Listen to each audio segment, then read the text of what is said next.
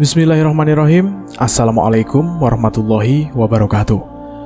Jumpa lagi bareng Bobby di Lentera Hitam. Bagaimana kabarnya teman-teman? Pastinya kalian semua baik-baik saja dan sehat selalu, dan selalu dimudahkan segala urusannya. Amin. Pada kesempatan kali ini, kami akan membawakan cerita dengan judul Dendam Santi, si penunggu jurang Gunung Tujuh. Cerita ini kami ambil dari Kaskus yang ditulis oleh LVC. Terima kasih buat penulis yang sudah mengizinkan kami untuk membawakan cerita ini. Bagaimana kelanjutan kisahnya? Kita simak saja ke ceritanya.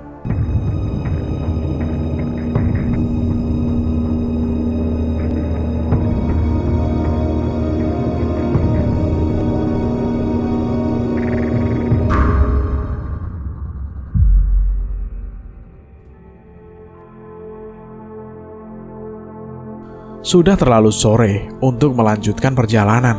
Oleh karena itu, tak merencanakan perjalanan malam hari. Kami memilih tempat yang datar untuk mendirikan tenda dan bermalam saat matahari mulai condong ke barat. Sinarnya melewati celah pohon, menimbulkan silet bergelombang yang jauh di semak belukar. Bayang-bayang kami memanjang patah karena tertumbuk akar pohon yang menyembul. Kita dirikan tenda di sini. Ilham, bantu ya, cewek-cewek udah mulai kelihatan capek. Atman menurunkan karirnya.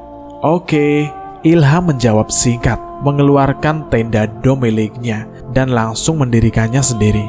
Sodik dan Yadi berinisiatif mengumpulkan ranting dan potongan kayu kering yang berserakan untuk menyalakan api mengusir dingin di malam hari nanti.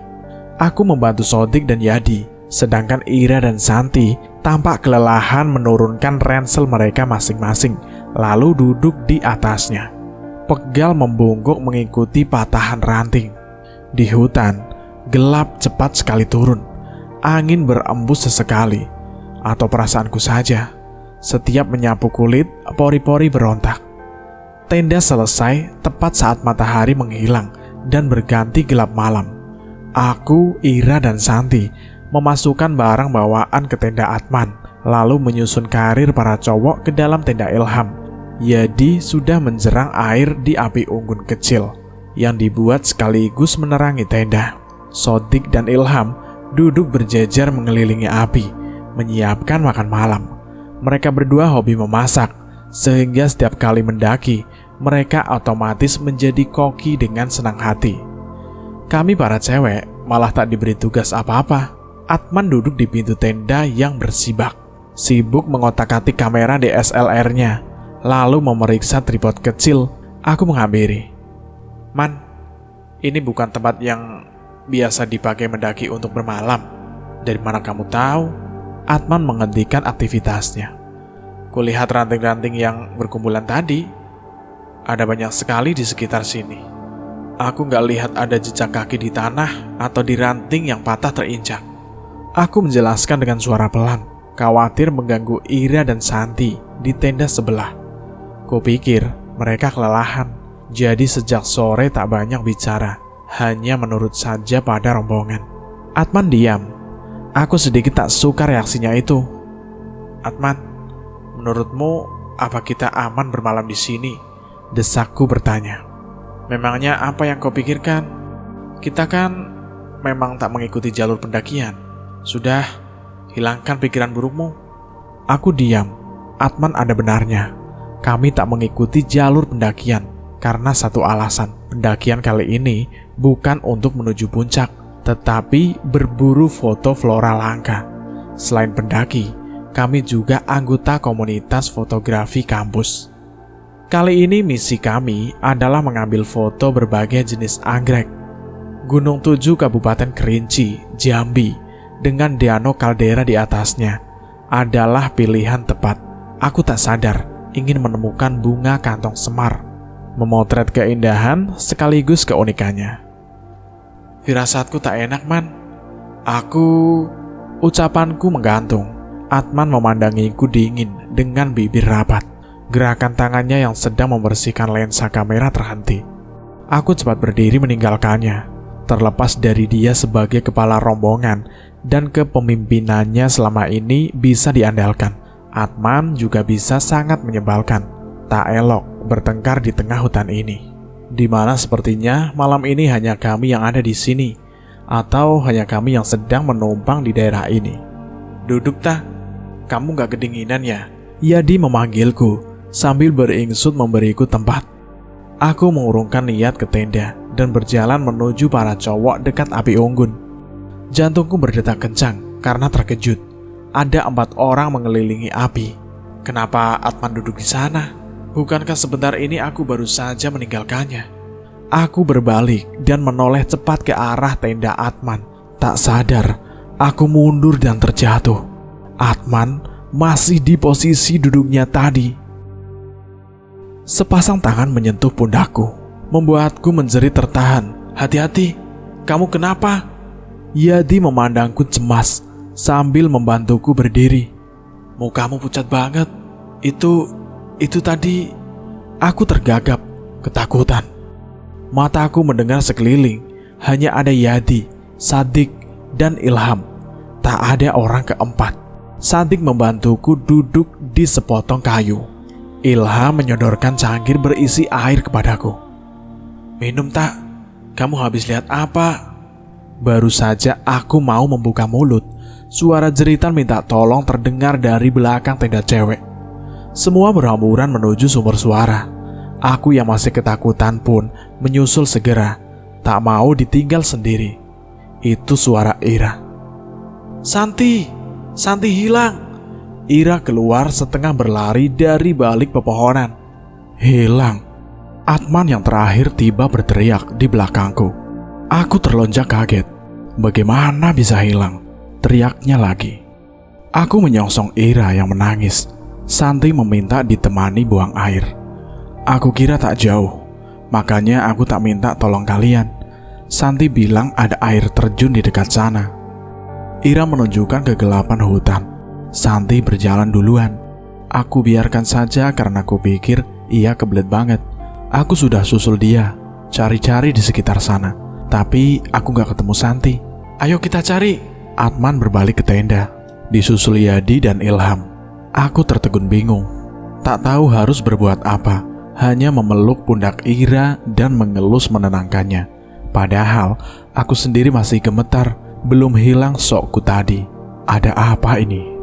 Para cowok kembali membawa senter di masing-masing tangan.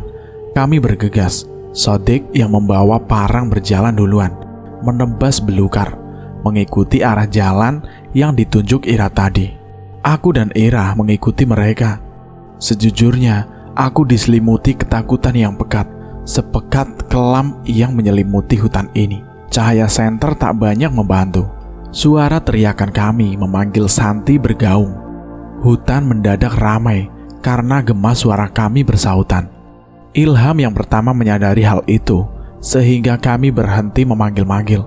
Kengerian mencekam ketika gema suara terakhir berhenti, berganti kesunyian. Bahkan suara jangkrik dan serangan malam pun tak ada. Santi tak ditemukan. Kami sudah berjalan berputar-putar. Di mana air terjun di sini? Santi bilang begitu. Di mana dia tahu? Ilham berkata berbisik. Kami semua memandang Ira. Cahaya meredup. Senter Yadi dan Ilham padam, kehabisan baterainya. Aku gak tahu. Suara Ira tercekat di tenggorokan. Sebelum ia kembali menangis, kami memutuskan kembali saja. Sudah tengah malam, tak ada yang mau membayangkan terjebak dalam hutan, tanpa penerangan dan tanpa peralatan apapun. Kami kembali ke arah tenda diterangi 2 senter Atman dan Sodik. Bekas tebasan belukar sedikit membantu arah. Kami kembali dalam diam. Tak ada yang berbicara. Semua sibuk dengan pikirannya atau ketakutannya masing-masing. Atman berjalan di depan, beriringan dengan kami, dan Sodik paling belakang. Akhirnya nyala api unggun terlihat. Aku terjerit kaget ketika tiba-tiba Atman berlari kencang menyongsong sesuatu. Kami tertegun sesaat melihat ke arah api unggun. Santi duduk memeluk lutut. Tubuhnya berayun-ayun ke depan dan ke belakang. Segera kami menyusul Atman. Santi, kamu kemana tadi? Ira berteriak histeris bercampur lega. Kami merubunginya. Santi tak menjawab. seolah tak mendengar. Aku menarik kembali tanganku ketika hendak memeluk Santi. Dingin sekali, telapak tanganku basah. Kami semua baru menyadari bahwa sekujur tubuh Santi basah kuyup. Pakaiannya lekat ke kulitnya dan rambutnya pun tergerai basah. Poninya masih meneteskan air dan sebagian mengalir ke wajahnya. Santi seolah tak menyadari kehadiran kami. Ia tetap diam dan tubuhnya masih berayun-ayun. Ia terlihat menggigil kedinginan. Matanya kosong memandang nyala api. Ira mengguncang-guncang tubuh Santi sambil menangis. Aku menengahi. Bawa masuk saja, Ra. Tolong kau ganti bajunya. Santi tak akan bisa ditanyai sekarang. Ira menurut. Ia memapah Santi masuk ke dalam tenda. Aku berjalan melewati Sodik dan Ilham yang berjonggok membereskan makan malam kami yang tumpah. Sial, perutku langsung terasa perih. Aku menarik tangan Atman. Apa ku bilang? Firasatku benar. Kita berada di tempat yang salah. Kamu gak dengarkan aku, kataku berteriak tertahan. Atman mengusap lengannya yang sakit kucengkerang. Lalu bagaimana kita bisa pergi malam ini? Kita meski tunggu pagi. Arman tak kalah tertekan. Kamu istirahat saja, biar kami cowok yang berjaga. Atman melunak, mengerti melihat aku yang masih sok. Aku pergi melihat keadaan Santi. Ia sudah berganti pakaian. Ira duduk memijat-mijat lengan Santi, menemaninya yang masih diam. Pandangannya masih kosong, tapi sudah terlihat lebih tenang. Tahu tak bakal bisa tidur, aku menyibak pintu tenda terbuka agar kami bisa mengawasinya. Lalu terbangun duduk mengelilingi api unggun. Yadi melemparkan sepotong kayu ke nyala api. Percikan bara berterbangan. Aku memandanginya. Sudut mataku berkali-kali menatap pergerakan di balik bayangan pepohonan. Aku mengerti ada sesuatu di sekitar kami. Indra pun sensitif akan hal dimensi lain. Biasanya Atman melibatkan aku mengambil keputusan dalam setiap ekspedisi rimba kami. Kami berbincang-bincang kaku, namun jelas tak ada yang berani membahas kejadian tadi. Malam bakalan panjang, ditambah kami melewati malam ini dengan perut kosong. Air terjun itu pun tidak tinggi, airnya pun tak deras. Namun letaknya dipagari tebing yang tinggi. Tak terlihat bibir jurang karena tertutup lebatnya pohon-pohon hutan tropis. Suara angin menderu di atas kepalaku, di ruang kosong jurang. Gemericik air mengalihkan perhatianku. Namun bukan itu yang menarik perhatianku, tetapi riak air yang tiba-tiba menyibak di genangan air terjun. Tolong! Tolong aku! Tolong! Suara itu sayup, timbul tenggelam. Dalam kengerian aku terpana. Sesosok tubuh perempuan muncul dari tengah riak, lalu terapung terombang-ambing. Aku kaget dan berbalik ingin melarikan diri dari tempat asing ini. Namun seorang laki-laki berdiri kaku, persis di belakangku. Dari kepalanya mengalir darah. Aku menjerit histeris dan melangkah surut. Dia yang membunuhku, mendorongku dari atas itu. Perempuan yang terapung di aliran air itu menunjuk ke atas, ke arah bibir jurang. Ia tak mau bertanggung jawab atas hamilku. Aku tak mau mendengarnya, tetapi aku tak bisa lari. Aku terjebak di antara dua sosok asing yang mengerikan. Aku menoleh ke arah laki-laki itu, rautnya bercampur sedih dan penyesalan. Ia melangkah pelan, semakin mendekatiku, mengangkat lengannya. Aku spontan surut. Ia mengusap luka di keningnya yang terus mengeluarkan darah. Aku tak bisa membiarkan ia pergi. Ia harus merasakan penderitaanku juga. Santi berbicara. Aku berbalik lagi dan merasakan kakiku digenggam perempuan itu. Aku meronta-ronta dan menjerit, jatuh terjerembab. Air membasahi mukaku. Tata, bangun. Tata. Aku membuka mata. Wajah Sadik memenuhi pandanganku. Ia sedang memercikkan air ke wajahku. Maaf, kamu susah dibangunkan. Kamu mimpi dan menjerit-jerit. Sudah pagi, tenda sudah dibongkar. Bekas api unggun tadi malam sudah ditimbun tanah. Atman datang membawa ranselku. Ekspedisi kita dibatalkan. Kita pulang saja. Santi panas tinggi. Aku berdiri. Sepotong kayu yang kududuki semalam menarik perhatian. Ada noda darah. Di dalam bus perjalanan pulang, ku dengar Ira menanyai Santi yang duduk di sebelahnya. Santi menceritakan kejadian yang dialaminya malam itu. Aku bertemu Santi. Ia menjawab singkat. Apa? Santi? Ira terkejut heran. Kamu Santi? Santi menggeleng. Aku bertemu Santi.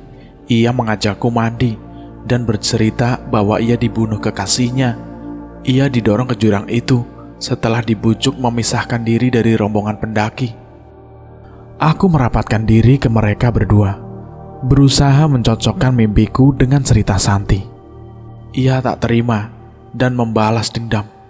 Santi yang membuat kekasihnya tersandung ketika melarikan diri setelah melakukan perbuatannya. Kepalanya terbentur. Kejadiannya adalah di tempat kita bermalam. Cerita ini pun cukup sampai di sini. Bagaimana menurut para pendengar tentang cerita ini? Silahkan berikan opini di kolom komentar. Terima kasih juga buat penulis yang sudah mengizinkan kami untuk menceritakan kisah ini. Kami mohon maaf jika ada kesalahan kata. Cukup sekian dari saya. Terima kasih. Wassalamualaikum warahmatullahi wabarakatuh. Salam horor.